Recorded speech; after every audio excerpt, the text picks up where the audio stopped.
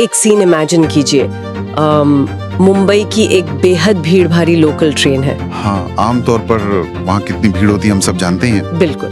तो उस भीड़ में एक 17 साल का लड़का है जिसके पास खड़े होने की ढंग से जगह भी नहीं है। वो दरवाजे के पास किसी तरह लटका हुआ है। बड़ा खतरनाक होता है वो। बहुत।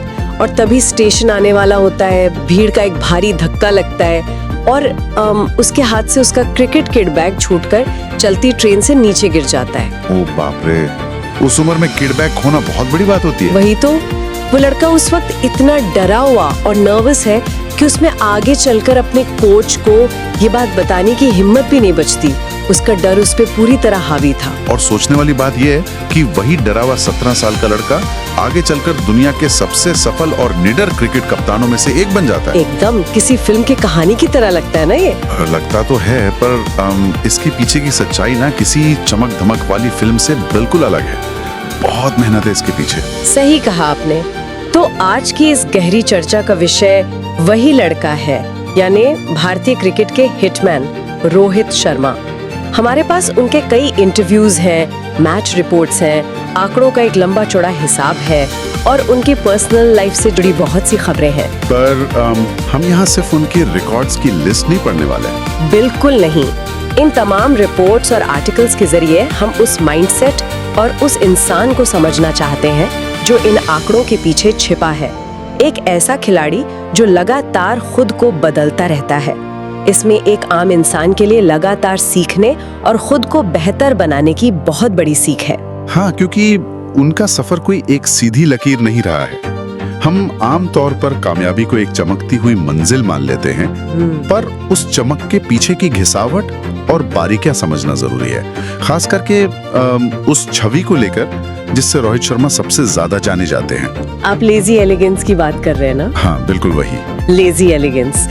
तो वहीं से शुरू करते हैं। मैदान पर कमेंटेटर्स को और यहाँ तक कि बाकी खिलाड़ियों को भी लगता है कि उनके पास बॉल खेलने के लिए जैसे कुछ एक्स्ट्रा मिली सेकेंड्स होते हैं। ऐसा लगता है कि वो बड़े आराम से बिना किसी जल्दबाजी के शॉट मारते हैं। पर मैं ये सोच रही थी कि क्या वाकई इंटरनेशनल क्रिकेट में किसी के पास एक्स्ट्रा टाइम हो सकता है? देखिए, टेक्निकल रूप से किसी के पास समय को रोकने की ताकत तो नहीं होती। हाँ, वो तो है। और रोहित खुद इस लेजी टैग से बिल्कुल सहमत नहीं है। उन्होंने दिनेश कार्तिक को दिए एक इंटरव्यू में इस छवि का पूरा सच समझाया था। अच्छा, क्या कहा था उन्होंने?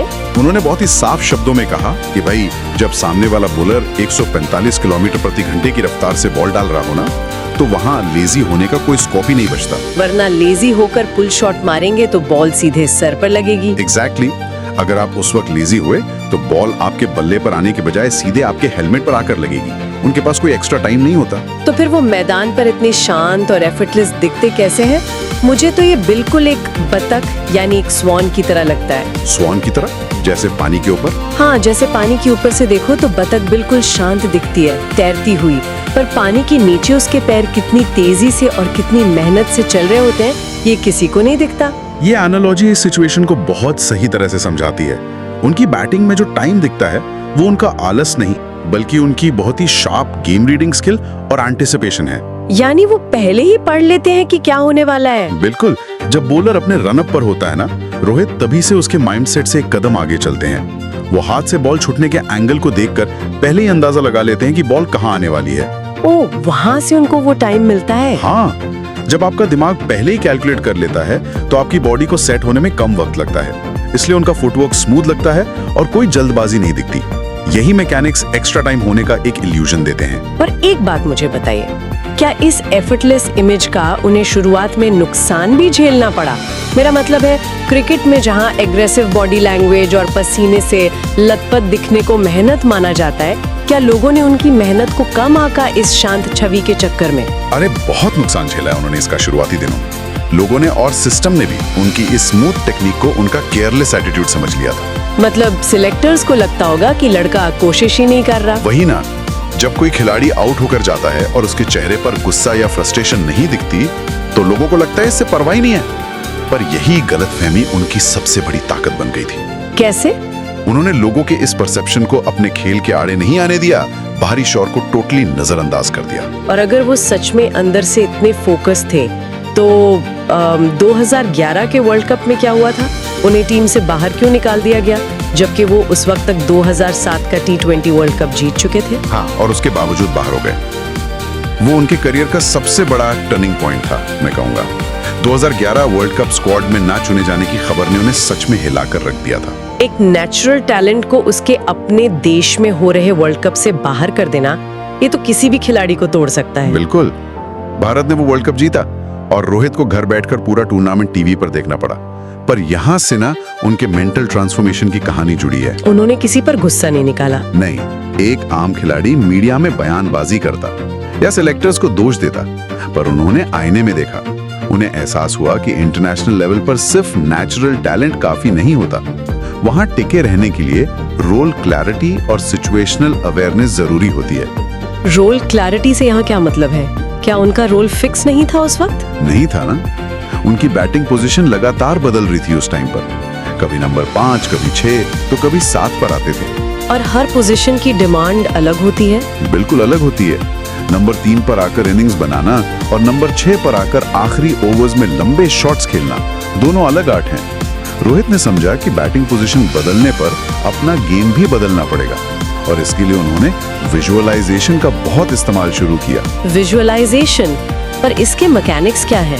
एक खिलाड़ी मैदान के बाहर बैठकर ये कैसे करता है? उनका विजुअलाइजेशन सिर्फ ख्याली पुलाव नहीं था। मैदान के बाहर बैठकर वो सोचते थे कि अगर मैं अभी क्रीज पर हूँ और सामने डेल स्टेन या ब्रेटली गेंद डाल रहे हैं, तो मैं इस फील्ड पर कौन सा शॉट खेलूंगा? एग्जैक्टली।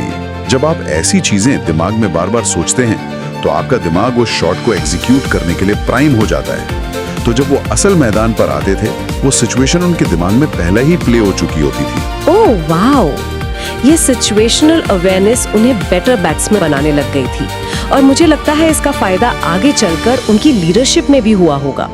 जो इंसान खुद का रोल समझ गया, उसका एक महान कप्तान बनना तो तय था। सही पकड़ा आपने।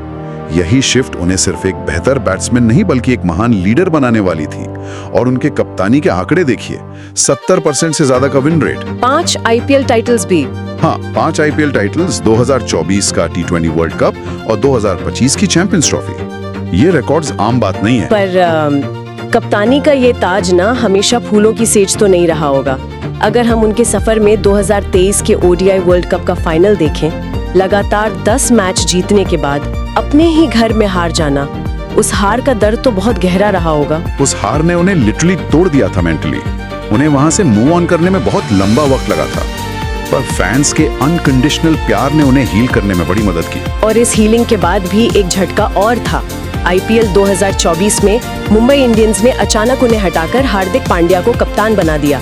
मैं तो सोचती हूँ कि कप्तान होना तो एक गाड़ी के शॉक एब्जॉर्बर की तरह होता है। शॉक एब्जॉर्बर कैसे? जैसे सारे झटके, सारे गड्ढे कप्तान खुद सहता है ताकि अंदर बैठी टीम को स्मूथ राइड मिले। लेकिन जब आपसे वही कैप्टनसी ले ली जाए तो ईगो को साइड में रखना कितना मुश्किल होता होगा। बहुत मुश्किल होता है, पर रोहित का माइंडसेट वहां पर ईगो से बहुत ऊपर उठ चुका था। उन्होंने इस बदलाव को पूरी मैच्योरिटी के साथ अपनाया। उनका फोकस प्रोसेस पर था, सिर्फ एक पोजीशन पर नहीं। तो उन्होंने नए रोल में क्या किया? उन्होंने तय किया कि वो सिर्फ टीम के लिए मैच जीतने पर फोकस रखेंगे, ताकि वो ट्रेंट बोल्ट और मिचेल सैंटनर जैसे नए खिलाड़ियों के साथ मिलकर मैनेजमेंट के अंदर काम कर सकें। और इसी फोकस का नतीजा था कि 2025 की चैंपियंस ट्रॉफी भारत ने उन्हीं की कप्तानी में जीती, जहां फाइनल में उन्होंने 73 गेंदों पर 76 रन बनाए थे। बिल्कुल। पर मेंटली अडेप्ट करना एक बात है, दिमाग को तो समझा लिया, लेकिन करियर के इस पड़ाव पर फिजिकली खुद को ढालना एक बिल्कुल अलग चुनौती है।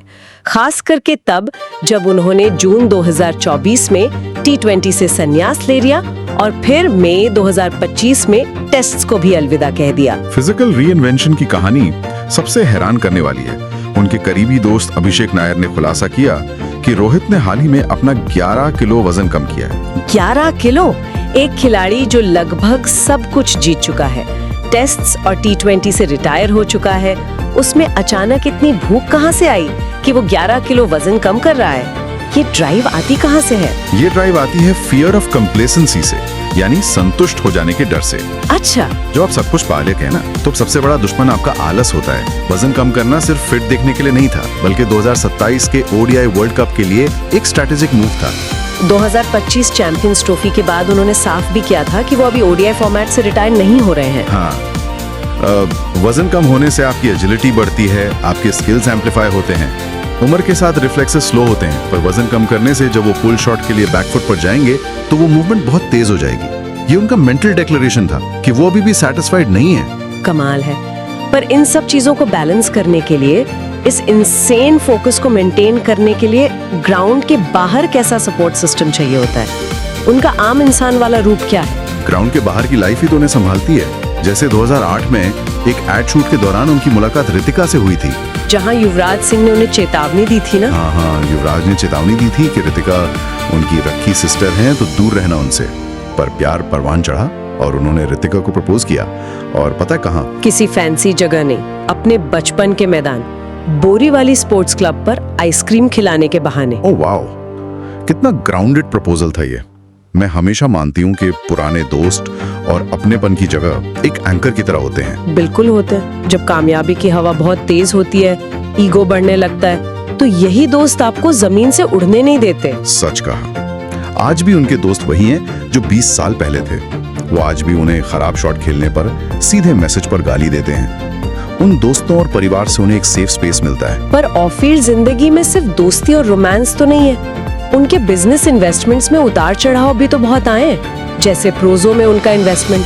हाँ, और उससे बड़ा झटका तो दुबई में चल रही उनकी क्रिकेट एकेडमी क्रिक किंगडम का अचानक बंद होना था। एक इतने बड़े महान कप्तान के नाम पर एकेडमी खुले और 10 महीने में बंद हो जाए, वहाँ क्या हुआ था? वहाँ पूरे बिजनेस और कॉर्पोरेट मैनेजमेंट के इश्यूज आए थे। पिच के अंदर टीम चलाना और पिच के बाहर कॉर्पोरेट फाइनेंसेस हैंडल करना बहुत अलग बातें हैं। पर इन चीजों से उनकी ऑफ फील्ड लाइफ के स्ट्रगल्स दिखते हैं। पर उनका एक सेंसिटिव साइड भी है जो मुझे बहुत पसंद है, जैसे इस WWF के राइनो एम्बेसडर के रूप में उनका काम।